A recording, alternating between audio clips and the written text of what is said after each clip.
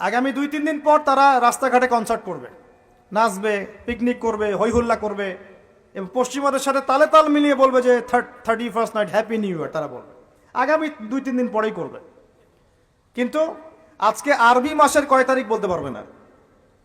আরবি বর্ষপঞ্জি আছে না, ক্যালেন্ডার, আরবি নববর্ষ কবে, প্রথম মাসটার নাম কি সেটা বলতে পারবে না।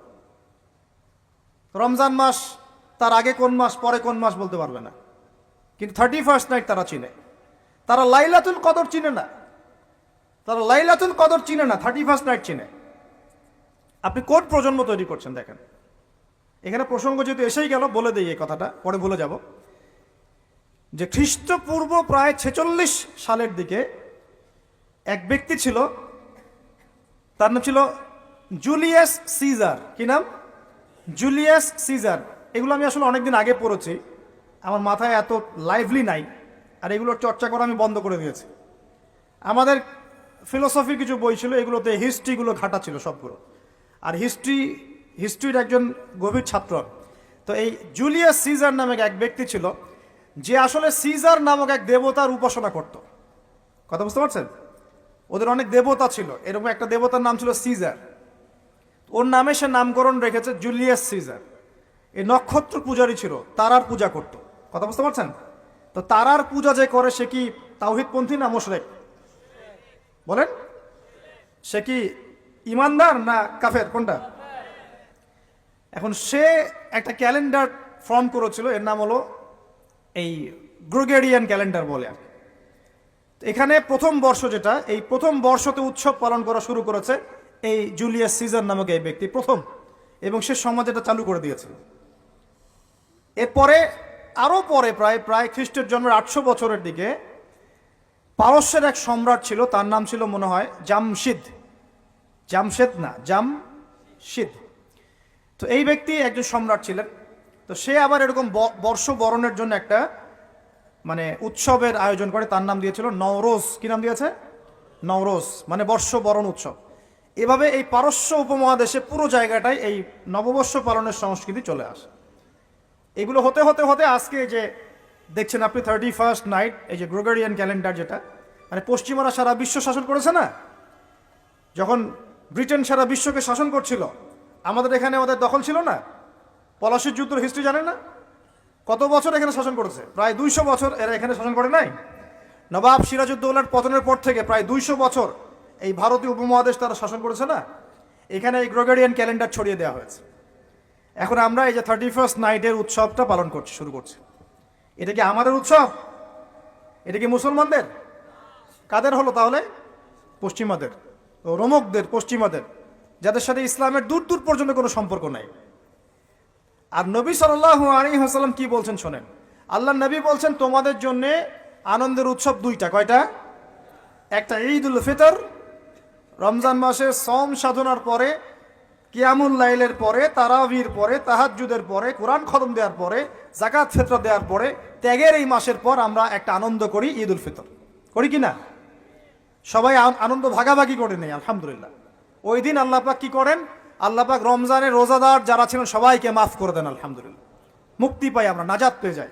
উৎসব এটা আমাদের, আনন্দ, খুশি আমাদের।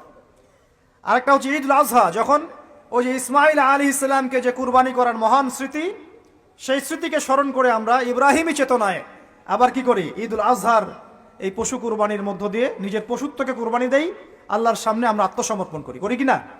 এই দুইটা হচ্ছে আমাদের উৎসব। এগুলো বাদ দিয়ে নবীজি বলছেন মান তাশাব্বাহা বিকওমিন ফাহুয়া মিনহুম। কেউ যদি তোমাদের মধ্যে অন্য কোনো জাতির সাদৃশ্য অবলম্বন করে, যে যে জাতির সাদৃশ্য অবলম্বন করবে সে তাদের অন্তর্ভুক্ত হয়ে যাবে। নাউযুবিল্লাহ। আমরা কি চাই উম্মতে মুহাম্মাদের অন্তর্ভুক্ত হতে, না ওই পশ্চিমাদের অন্তর্ভুক্ত হতে? পশ্চিমা কারা? যাদের মধ্যে ছেলে ছেলে বিয়ে করা জায়েজ। খুশি হয়েছেন? পশ্চিমা কারা? যাদের মধ্যে ছেলে ছেলে বিয়ে জায়েজ, মেয়ে মেয়ে বিয়ে জায়েজ, পর্নোগ্রাফি সবাই করতে পারে, দেখতেও পারে, মদ পান করা জায়েজ, পরকালের কোনো কনসেপ্ট নাই ওদের, লা ইলাহা ইল্লাল্লাহ কোনো কালিমা নাই, মুহাম্মদুর রাসূলুল্লাহ তারা বিশ্বাস করে না। এমনকি তারা বলছে, কয়দিন আগে বললো মেরি ক্রিসমাস, বলেছে না? যে ব্যক্তি বলেছে মেরি ক্রিসমাস 25শে ডিসেম্বরে, সে ওই দিন স্বীকার করে নিয়েছে যে 25শে ডিসেম্বর আল্লাহ পাক ঈসা আলাইহিস সালামকে জন্ম দিয়েছেন। নাউযুবিল্লাহ। কথা মানে বুঝতে পারছেন না? যখনই আপনি এটা পালন করেছেন, তার মানে ওই দিন আপনি স্বীকার করেছেন যে ওই দিন আল্লাহ পাক ঈসা ইবনে মারিয়াম, আল্লাহর পুত্র নাউজুবিল্লাহ, তাকে তিনি জন্ম দিয়েছেন। এটা স্বীকার করেছেন আপনি, করছেন না? ওই সভ্যতা এর অন্তর্ভুক্ত আপনি হতে চান? ওদের সাথে হাসর করতে চান, নাকি নবী সাল্লাল্লাহু আলাইহি ওয়াসাল্লামের সাথে করতে চান? বলেন। এটা আপনাকে বেছে নিতেই হবে। আপনি মুসলমান হয়ে এটা করতে পারবেন না। ইসলাম এই নামকাওয়াস্তে পালন করতে পারবেন না। পালন করলে পরিপূর্ণ পালন করতে হবে। উদখুলু ফিস সিলমি কাফা, তোমরা পরিপূর্ণরূপে দিনে প্রবেশ করো, তোমরা পরিপূর্ণরূপে দিনে প্রবেশ করো। নামাজও পড়বো, সুদও খাবো, এদিকে জাকাত দিব, আবার এদিকে আমি ঘুষও নিব, এদিকে আমি হজমরাও করব, আবার এইসব পশ্চিমা সংস্কৃতি ধারণ করব, মাদক খাবো, সুদ খাবো, জেনা করব, ফ্রি মিক্সিং করব। এইসব মানে হজবরল ইসলাম পালন করে এই যুগে চলবে না। পরিপূর্ণ ইসলাম পালন করতে হবে। আল্লাহ পাক তৌফিক দান করুন। পরিপূর্ণ ইসলাম পালন করতে গেলে কি আমরা এই উৎসব পালন করতে পারবো? এক নাম্বার দেখালাম যেটা ওই জুলিয়াস সিজারের চালু করা এটা পদ্ধতি, নওরোজ যেটা ওই জামশিদের চালু করা পদ্ধতি। আর আমরা মুসলমান হয়ে কিভাবে আমরা অগ্নি পূজারীদের, পশ্চিমাদের এবং ইহুদি নাসারাদের সংস্কৃতি কেমন করে ফলো করতে পারি? আমরা কি সম্ভব?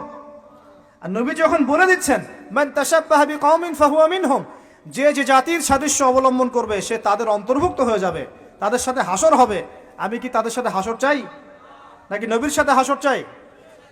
এবার আল্লাহ পাক কি বলছেন সেটাও শুনে নেন, তারপরে সামনে যাই। খুব গৌর করে শোনেন। আল্লাহ পাক সূরা মাঈদার 51 নম্বর আয়াতে বলছেন। কত নম্বর আয়াত বলেন? কোন সূরা? সূরা মাঈদার কত নম্বর আয়াত? আয়াতটা ভালো করে হজম করেন। আল্লাহ পাক বলছেন ইয়া আইয়ুহাল্লাযীনা আমানু, হে মুমিনগণ। মুমিন কারা? আমরা মুমিন না? আমরা আল্লাহয় বিশ্বাস করি না? ফেরেশতায় বিশ্বাস করি না? আসমানি কিতাবে বিশ্বাস করি না? নবী রাসূলে বিশ্বাস করি কিনা? আমরা পরকালে বিশ্বাস করি? আমরা কি ভাগ্যের ভালো মন্দে বিশ্বাস করি? আলহামদুলিল্লাহ, আমরা মুমিন ইনশাআল্লাহ। বলেন আলহামদুলিল্লাহ। এই মুমিনদেরকে আল্লাহ পাক বলছেন ইয়া আইয়ুহাল্লাযীনা আমানু, হে মুমিনগণ, লা তাত্তাখিযুল ইয়াহুদা ওয়ান নাসারা আউলিয়া, তোমরা ইয়াহুদ এবং নাসারাদেরকে বন্ধু রূপে গ্রহণ করো না। বা'দুহুম আউলিয়াউ বা'দ, তারা একে অপরের বন্ধু। ওয়া মান ইয়াতাওয়াল্লাহুম মিনকুম ফাইন্নাহু মিনহুম, তোমাদের মধ্যে কেউ যদি ওদের দিকে মুখ ফিরায় সে আমাদের অন্তর্ভুক্ত না, তাদের অন্তর্ভুক্ত। ইন্নাল্লাহা লা ইয়াহদিল কওমা যালিমিন, আর আল্লাহ পাক এই জালেমদেরকে কখনো হেদায়েত করবেন না। মানে আমরা যদি ওদের অন্তর্ভুক্ত হয়ে যাই আমরা জালেম হয়ে যাব, আর এই জালেমদেরকে আল্লাহ পাক হেদায়েত করবেন না। আল্লাহ পাক সূরা বাকারা আরো বলেছেন ওয়ালান তারদা আনকাল ইয়াহুদ ওয়ালান নাসারা হাত্তা তাত্তাবিআ মিল্লাতাহুম, হে নবী, তোমার উপরে ইহুদের লোকজন এবং খ্রিস্টানরা কখনোই সন্তুষ্ট হবে না, কখনোই সন্তুষ্ট হবে না যতক্ষণ তুমি তাদের ধর্ম মিল্লাত গ্রহণ না করছো। আপনি ওদের সাথে তালে তাল মিলে নাচ গান করেন, তারা আপনার উপর সন্তুষ্ট হয়ে যাবে। আর আপনি যখন ওদের উপর তালে তাল মিলাবেন না, লা ইলাহা ইল্লাল্লাহ মুহাম্মাদুর রাসূলুল্লাহ নিয়ে থাকবেন, ওরা আপনার উপর সন্তুষ্ট হবে না। আমরা কি দুনিয়াতে ওদের সন্তুষ্টি চাই না আল্লাহর সন্তুষ্টি চাই? যদি আল্লাহর সন্তুষ্টি চাই, নবীর সাথে হাসর করতে চাই, কোন মুসলমান যুবক যুবতী আগামী এই নোংরা অপসংস্কৃতিতে গায়ে গা ভাসাবে না। এই দিনে কোনো কনসার্ট চলবে না, এই দিনে কোনো বেহায়াপনা হবে না, এই দিনকে কেন্দ্র করে কোনো রকমের এই পিকনিক বা ঢাকঢোল পিটানো আর এই যে তোমাদের সাউন্ড বক্সে গান বাজানো কোনো কিছু চলবে না ইনশাআল্লাহ। পারা যাবে? মনে রাখবে এই কাজটা ছোট নয়, করার মধ্য দিয়ে আপনি কুফর করছেন। কুফর, আপনি আল্লাহর নবীর হাদিসকে অস্বীকার করছেন, আল্লাহর কোরআনের আয়াতকে অস্বীকার করছেন, আপনি আল্লাহর দুশমনদের সাথে খুশি পালন করছেন। সুবহানাল্লাহ। আল্লাহর যে দুশমনরা সারা বিশ্বে মুসলিমদের উপর নির্যাতনের স্টিম রোলার চালাচ্ছে, ওদের সাথে তালে তাল মিলিয়ে আপনি বলছেন হ্যাপি নিউ ইয়ার, মাশাআল্লাহ, আস্তাগফিরুল্লাহ, তওবা আস্তাগফিরুল্লাহ, আল্লাহ পাক মাফ করুন। এবার দেখেন, এটা কি আমাদের দেশেরও সংস্কৃতি? এই জিনিসটা কি আমাদের দেশের সংস্কৃতি? বাঙালি ভাষা, বাঙালি জাতি, বাংলা ভাষা আমাদের প্রাণের যে ভাষা এবং দেশ এবং মাতৃভূমি, এদের সাথেও কি এটা সম্পৃক্ত? এদের সাথেও কি এটা যোগসূত্র আছে? এটা ধার করা সংস্কৃতি, কথা ঠিক কিনা? তো ধার করা সংস্কৃতির চর্চা আমরা বাংলার মাটিতে কেন করব? আমাদের বাংলা সংস্কৃতি নাই? আমরা বাঙালি না? আমাদের ভাষা নাই? আমরা ভাষা নিয়ে গর্বিত না? কেন আমরা আমাদের ভাষায়, আমাদের দেশে, আমাদের জমিতে অন্যের সংস্কৃতি এনে ওইসব ভাষার গান আমরা কেন চালু করব? ওইসব ভাষায় আমরা ঢাকঢোল কেন পিটাবো? আমাদের নিজস্ব সংস্কৃতি নাই? আছে কি নাই? এবার আসেন আরেকটা পয়েন্ট দিয়ে শেষ করি এই লেকচারটা। সেটা হলো একটা বছর যে চলে গেল, একটু মনোযোগ দাও এদিকে। একটা বছর যে চলে গেল, এক বছর চলে যাওয়াতে কি আমার খুশি হওয়া উচিত না কষ্ট পাওয়া উচিত? মনে করেন আপনার 60 বছর হায়াত আছে, বা আমার 60 বছর হায়াত আছে, কথার কথা বলছি। এখন এক একটা বছর যে চলে যাচ্ছে, আমি কি মৃত্যুর দিকে একটু একটু করে আগাচ্ছি না? আপনি আগাচ্ছেন না কি ভাই? কথা বলেন, আগাচ্ছে কি না? তাহলে আমরা একটা বছর চলে যাচ্ছে মানে কি, আমরা একটা একটা করে ধাপ আগাচ্ছি কবরের দিকে। এখন আমার জীবন থেকে 2022 সালটা চলে গেল, তার মানে এক বছরে আমি কতটুকু নামাজ পড়লাম, কতটুকু রোজা রাখলাম, কতটুকু তসবিহ তাহলিল করলাম, কতটুকু দাওয়াতি কাজ করলাম, দিনের জন্য কতটুকু কি করলাম, এইটা ফিকির করা উচিত না আমার? আমার জীবন থেকে একটা বছর চলে গেল মানে আমি কবরের দিকে এক ধাপ এগিয়ে গেলাম। এখন এগিয়ে যাওয়ার খুশিতে আপনি আজকে উৎসব পালন করছেন। আস্তাগফিরুল্লাহ, কি বুদ্ধি মাথায় দেখেন। জীবন থেকে একটা বছর হায়াত কেটে পড়ে গেল, এটাতে সে খুশি হয়েছে এবং খুশি হয়ে সে উৎসব পালন করছে, কনসার্ট করছে, ঢাকঢোল পিটাচ্ছে, পিকনিক করছে। কত বুদ্ধি মাথায়। মৃত্যু কাছাকাছি আসলে কি মানুষ খুশি হয় না কষ্ট পায়? মৃত্যু কাছাকাছি আসলে মানুষ কি খুশি হবে নাকি আরো চিন্তা করবে, হায় আফসোস, এক বছর যদি আরো ভালো কাজ করতে পারতাম আরো ভালো হতো? কোনটা বলেন? আফসোস হবে না? অবশ্যই হবে। হ্যাঁ, তার মানে এখন আপনি যদি কিছু করতেই চান, এই 31st নাইটে যদি আপনি কিছু করতেই চান, তাহলে আমি বলবো, আমার পরামর্শ, সুন্দর করে ওযু করে আইসে আপনাকে জায়নামাজে দাঁড়াতে হবে। দাঁড়ায় 2 রাকাত নামাজ পড়ে চিন্তা করবেন, আল্লাহ এক বছর যে চলে গেল, আমি এই গত বছরে কি করলাম, দিনের জন্য কি করলাম, দুনিয়ার জন্য কি করলাম, পরিবারের জন্য কি করলাম, কতটুকু জ্ঞান অর্জন করলাম, কয়টা কোরআনের আয়াত শিখেছি এক বছরে, কয়টা হাদিস শিখলাম, কয় ওয়াক্ত নামাজ ঠিক মতো পড়লাম, রমজানের সওম রেখেছিলাম কিনা, দান সৎকা করেছিলাম কিনা, সৎ কাজে আদেশ করেছিলাম কিনা, অসৎ কাজে নিষেধ করেছিলাম কিনা, এই ফিকির করতে পারেন আপনি বসে বসে। যদি করতেই হয় কিছু, তাহলে এটা করতে হবে। অন্য কিছু করার সুযোগ আছে? উচিত হবে? একই তো আমাদের দেশের সাথে এই সংস্কৃতি কোনো সম্পর্ক নাই, এটা দেশদ্রোহিতাও হচ্ছে, আবার ইসলামের সাথেও এর দূরত্ব কোনো সম্পর্ক নাই, ইসলামের সাথে দ্রোহিতা করা হচ্ছে। তাহলে বলেন, আমরা যদি আল্লাহ এবং তার রাসূলের সন্তুষ্টি চাই, তাহলে আমরা কি আল্লাহ এবং তার রাসূলের শত্রুদের সংস্কৃতি গ্রহণ করতে পারি? আল্লাহ পাক আমাদের সবাইকে বোঝার তৌফিক দান।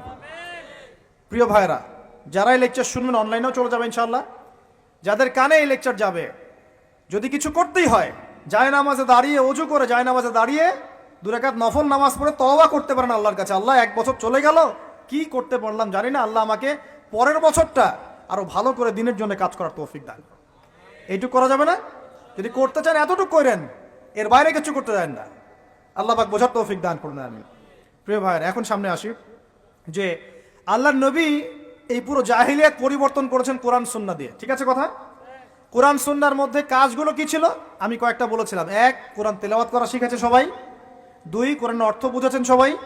3, কোরআনের সমস্ত আদেশ নিষেধ তারা মেনে চলেছেন, চলেন নাই? আমাদের উচিত হবে কোরআনের সমস্ত আদেশ এবং নিষেধগুলোকে মেনে চলা। আল্লাহ পাক আমাদের সবাইকে তৌফিক এনায়েত করুন।